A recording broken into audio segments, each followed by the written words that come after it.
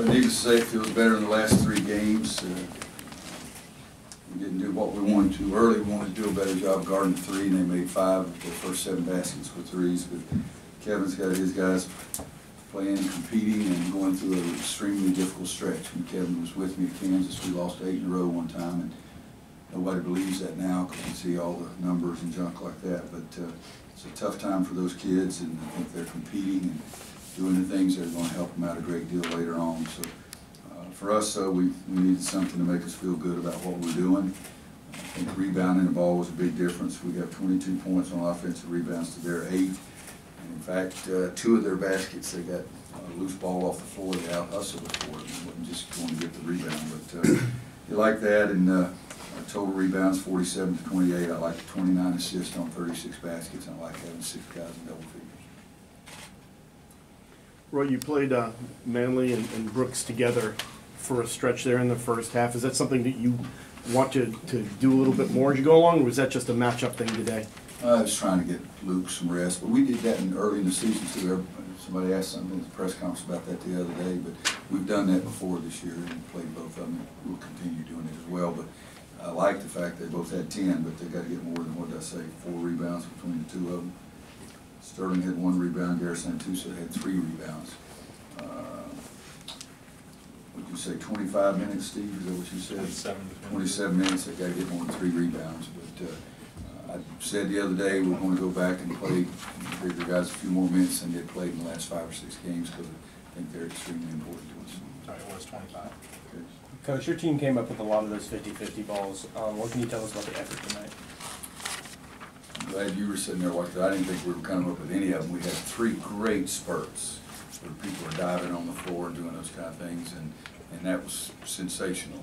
And I like those kind of things. And we did talk about defend, rebound, and efforts. It's the 3 biggest things we wanted to talk about for the game. But our guys around here, you lose a couple and the kids start feeling the pressure because they're such good kids. I think we were tight early and missed some shots and got more into the game. Lose yourself into the game diving on the floor and sprinting back, then all of a sudden everything goes easier for you too. How big is it to finally see Kenny have some of those shots go through? Well, I congratulated him. I said hello to him. I hadn't seen Kenny Williams in a couple of weeks, so I congratulated him for showing up. I like the fact that he made some baskets in the second half. But can't be a nicer kid. And he himself is the only one that knows if he was feeling pressure or if he was just going through a tough stretch. And it's a very small difference between the 2 is how you handle it. But I really felt great about him making those baskets in the second half. Starting out, I think he made 2 threes fairly early in the second half. It was big for him. Go ahead. How close was 7 to being able? Really close. We thought about playing him and decided he just needed a little bit more practice time. So unless something weird goes on, I think he'll play at the end of next week. Was Cameron Johnson pressing a little tonight? May have Considering been. the He really missed some good-looking shots, and he's been shooting the ball well. What was it? 1 for 7 from 3. Yeah. One of those was a tough shot, but the rest of them were pretty open. But told him just pretend it's another game. That's what it is, and perhaps he was. You'd have to ask him. Well, you talked about Theo as being a great playmaker. What were your thoughts just on with him out there as the official point guard in that line? Well, when he had the collision and came off the court, my thought process at that time is that I was feeling an upset stomach, so I was going to leave, that kind of thing. But he is a playmaker. I mean, you think about it, he's 1 for 7, and he's one of the most important players in the game.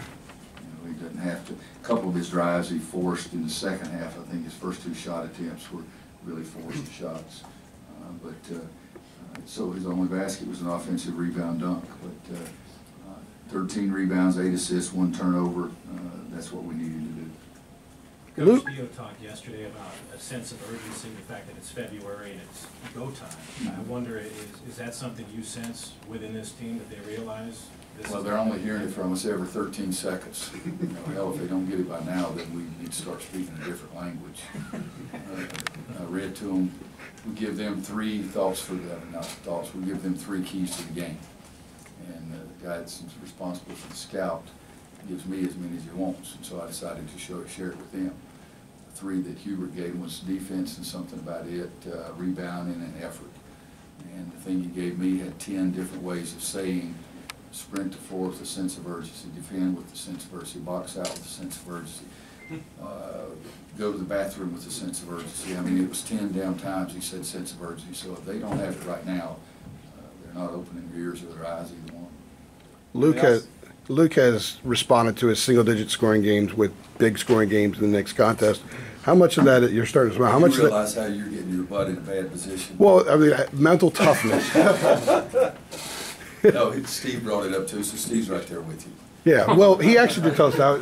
But Two peas in a pod. I did write a note about it the other day. But what kind of mental toughness does it say? Well, it is, you know, Kirk Heinrich's the best I've ever had. If he stunk it up one game, he was going to kill somebody the next game. So I told him I liked it better when he played well both games. You know, but I felt like that 100 years ago. We played Duke in the NCAA, and Nick Collison was a man among men.